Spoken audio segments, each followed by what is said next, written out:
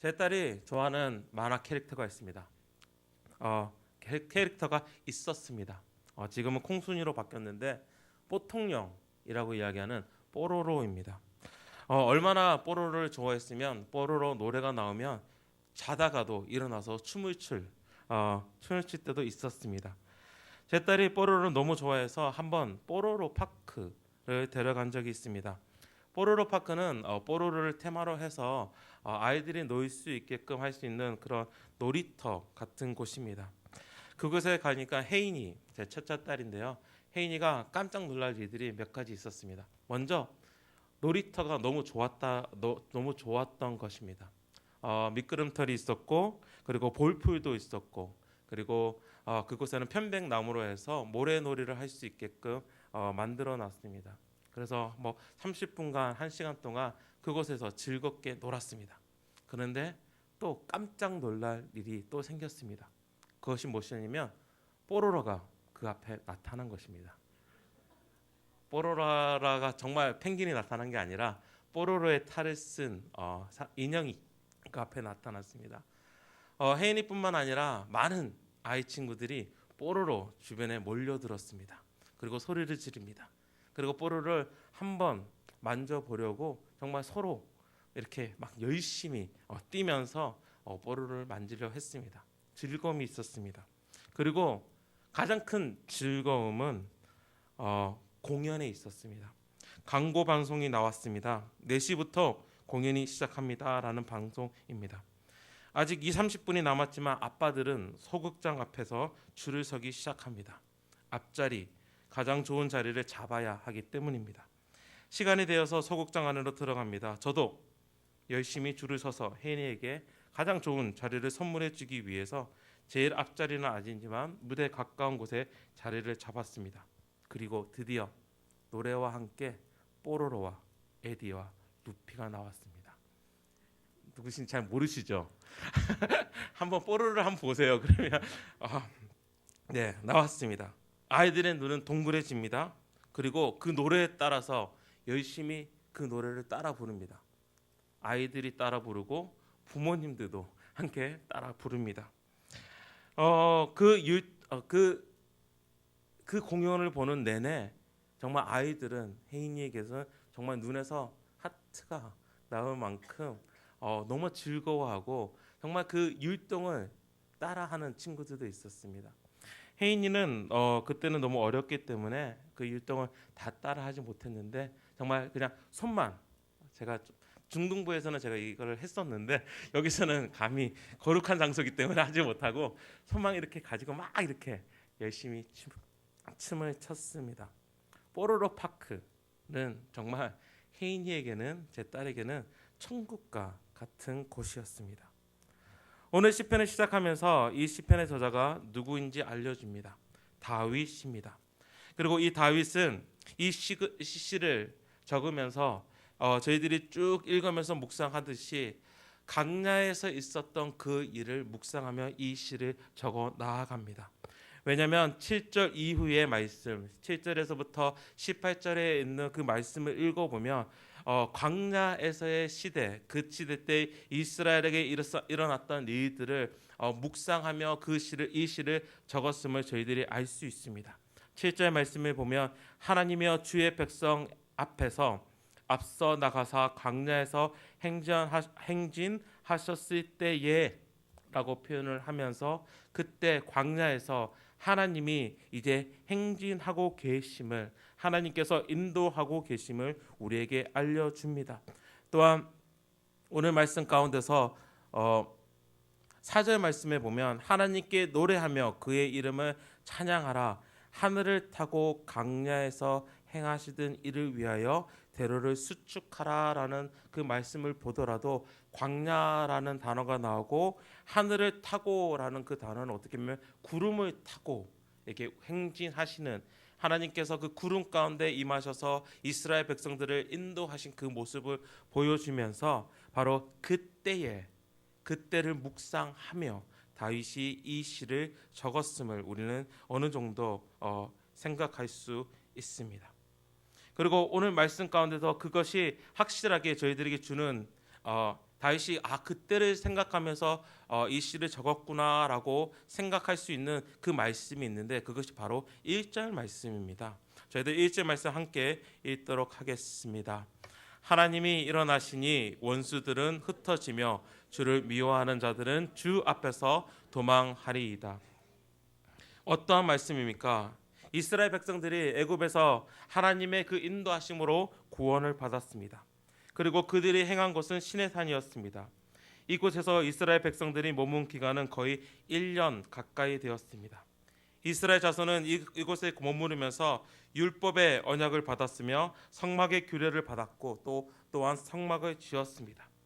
이제 하나님의 말씀이 그들에게 이르렀고 이제 그들은 광야로 나아가려고 하였습니다. 이스라엘 백성은 하나님의 명령을 따라 행전하였고 하나님의 명령을 따라 진을 쳤다고 성경은 표현을 합니다. 구름이 성막에서 떠오를 때에 이스라엘 자손이 곧 행진하였고 구름이 머무른 곳에 이스라엘 자손이 진을 쳤다라고 성경은 우리에게 말씀하십니다. 그때 행진을 할 때마다 구름이 떠날 때마다 하나님의 말씀이 임할 때마다 이스라엘 백성들은 제일 먼저 하나님의 궤를 들었습니다. 하나님의 궤가 들릴 때 그때 모세가 말합니다. 여호와여 일어나사 주의 대적을 흩으시고 주를 미워하는 자가 주 앞에서 도망하게 하소서. 바로 오늘 시편 68편 1절에 있는 말씀입니다. 매번 궤가 들릴 때마다 모세는 이렇게 기도하였습니다. 여호와여 일어나사 주의 대적을 흩으시고 주를 미워하는 자가 주 앞에서 도망하게 하소서. 그리고 그 궤는 그들을 인도하여 광야의 길을 지나갔습니다. 하나님의 궤는 무엇을 이야기합니까? 바로 하나님의 임재를 나타냅니다. 하나님께서 그들과 함께 하고 계심을 바로 궤를 통하여서 말씀하고 계셨습니다.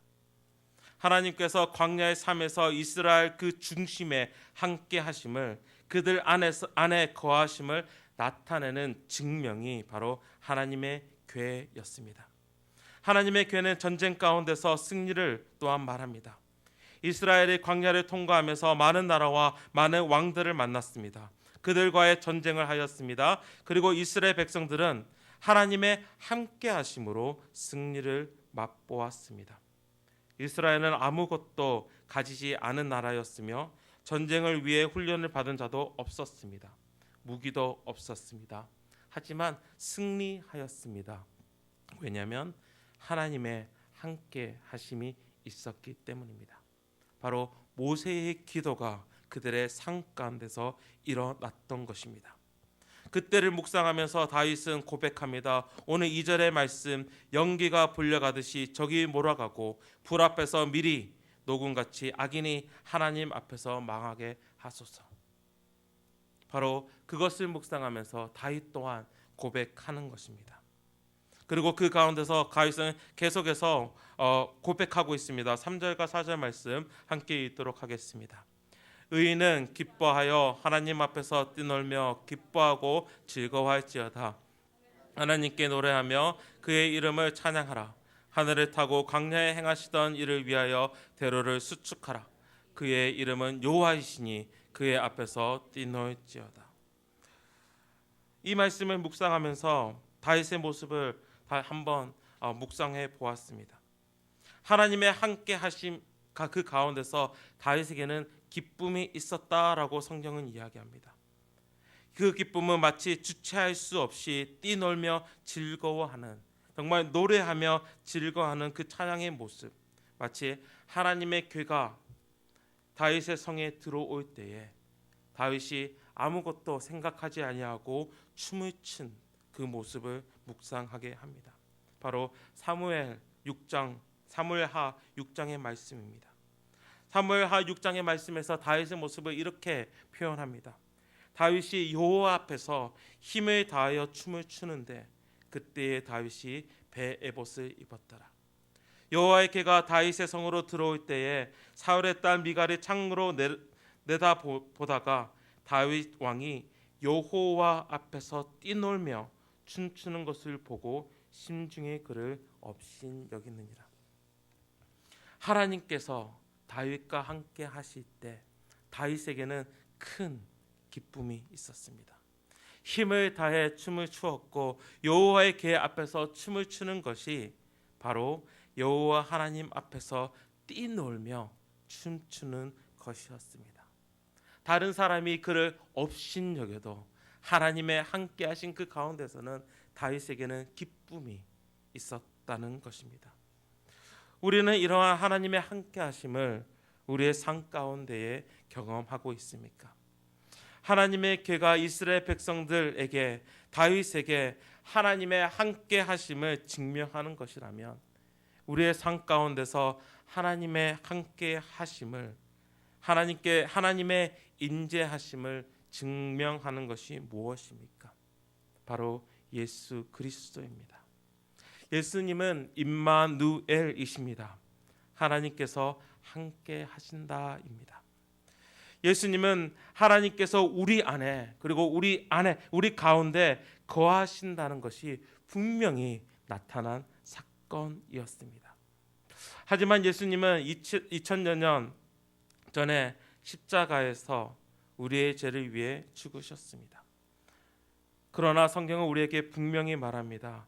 그 예수께서 우리 안에 지금도 우리의 날마다의 삶 가운데서 함께 하고 계심을, 저희들이 지난 2-3주간에 요한 1서의 말씀을 묵상하였습니다. 거기서 무엇을 이야기합니까? 거기서 사랑에 대해서 이야기를 하고 있지만 바로 예수 그리스도께서 우리 안에 거하고 계심을 이야기하고 있습니다. 로마서 8장 9절 말씀에서도 만일 너희 속에 하나님의 영이 거하시면 너희가 육신에 있지 아니하고 영에 있나니 누구든지 그리스도의 영이 없으면 그리스도의 사람이 아니라라고 이야기하면서 우리의 삶 가운데서 예수님의 영이, 예수 그리스도의 영이 우리와 함께 하고 계심을 우리에게 말하고 있습니다. 우리가 또한 그것을 말씀을 통해서도 알 수 있지만 성령을 통해서, 하나님께서 우리에게 주신 그 거룩한 성령님을 통해서 우리 매일 삶 가운데서 하나님이 나의 삶 가운데서 함께 계신다, 거하고 계신담을 이야기하고 있습니다. 그렇다면 우리는 매일의 삶 가운데서 다윗처럼 뛰놀며 춤추며 기뻐할 수 있습니까? 하나님께서 나와 함께 하심, 이 이유만으로 우리 삶 가운데서는 기쁨이 있어야 합니다.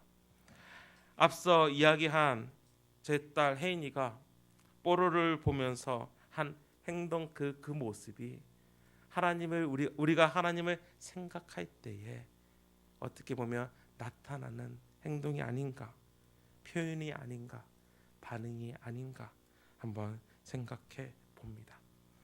여기서 한 가지 더 나누고 싶은 것은 그 함께 하시는 하나님은 단지 성소에 머무르시는 분이 아니시라. 5절 말씀에 보면 그의 거룩한 초소에 계신 하나님이라고 표현이 되는데 단지 성소의 하늘에 계신 하나님이 아니라 그 하나님은 모든 자의 필요를 채우시는 분이시라는 것입니다. 5절과 6절 말씀 저희들 함께 읽도록 하겠습니다. 그의 거룩한 초소에 계신 하나님이 고독한 자들은 가족과 함께 살게 하시며 갇힌 자들은 이끌어내사 형통하게 하시느니라. 오직 거역하는 자들의 거처는 메마른 땅이로다. 고아는 부모가 없는 자를 이야기합니다. 고아가 가장 필요한 것은 부모일 것입니다. 하나님께서는 고아의 아버지가 되신다고 오늘 말씀을 통해서 우리에게 전해집니다. 바로 그의 필요를 채우신다는 것입니다. 하나님은 또한 가부의 재판장이십니다라고 성경은 이야기합니다. 여기 재판장이라는 단어는 보호자라는 말입니다. 당시 가부는 남자가 일을 하여 버는 그 당시는 남자가 일을 하여 버는 돈으로 생활하는 사회였습니다. 가부라는 말은 돈을 벌 수 있는 방법이 전혀 없다. 결국은 사회적으로 살아갈 수 이야기합니다. 사회적으로 가장 약한 자 중에 한 부류였습니다. 그렇지만 하나님께서 그들의 보호자가 되심을 이야기합니다. 그들의 대변인이 되시고 그들의 원한이 있으면 그것을 풀어주는 분이라고 성경은 이야기하고 있습니다. 가구의 피로를 채우시는 하나님. 그리고 고독한 자들은 무엇이 필요합니까? 가족만큼 그 고독을 없애는 것은 없을 것 같습니다. 갇힌 자들은 어떻습니까? 당연히 자유가 그들에게 필요한 것입니다. 바로 그 피로를 채우시는 하나님을 우리에게 보여주고 있습니다. 하나님께서 단지 거룩한 처소에 앉아 우리의 찬양만 받으시는 분이 아니시라 이 분은 우리의 필요를 채우시는 분이며 이 우리의 필요를 어떻게 채우시냐면 함께 하심으로 그것을 채우신다는 것입니다. 거룩한 처소에 계시는 그분이 우리 안에 들어와서 우리의 모든 필요를 채우신다는 것입니다. 우리의 필요를 완전하게 충만하게 채우시기 위해서 하나님께서는 우리와 함께 하신다는 것입니다. 나의 가장 연약한 필요는 무엇입니까? 이 연약한 필요가 하나님의 함께 하심으로 채워집니다. 그리고 그 함께 하심의 채우심이 다시금 우리는 볼 수 있는데 예수 그리스도의 그 모습 가운데서 우리는 그것을 볼 수 있다는 것입니다. 나의 인간의 가장 중요한 필요가 무엇입니까? 가장 중요한 필요라는 것은 이미 우리가 가졌던 것인데 잃어버린 것 중에 가장 중요한 것이 무엇입니까? 바로 하나님과의 관계입니다. 죄로 인하여서 하나님과 아주 친밀하게 가졌던 그 관계를 잃어버렸습니다. 그렇다면 우리에게 가장 큰 필요는 바로 하나님과의 관계입니다. 그 관계의 회복입니다. 인간은 하나님과의 관계를 회복하기 위해 온갖 노력을 합니다. 어떻게 보이는 하나님처럼 보이는 것에 대해서 절하기도 하고 내가 가진 어떠한 것을 들여보기도 합니다. 하지만 그것은 하나님과의 관계를 회복시키는 것이 아니라 오히려 그 관계를 악화시키게 됩니다. 우리는 죄 때문에 거룩하시고 깨끗하신 순결하신 하나님과 절대 함께 할 수 없습니다. 그런데 그 관계를 하나님께서는 회복시키십니다. 어떻게? 우리와 함께 하심으로.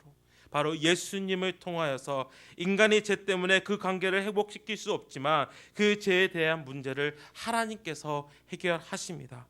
바로 자기 자신이 죄가 없으신 분이 대신 그 죄에 대한 형벌을 감당하심으로 바로 예수 그리스도의 십자가가 우리 삶에 들어왔을 때 하나님의 함께 하심 그 예수 그리스도가 결국은 우리의 필요를 채우시기 위해서 나를 위하여 죽으실 때에 바로 그 함께 하심 가운데서 우리의 가장 큰 필요를 채우셨다는 것입니다.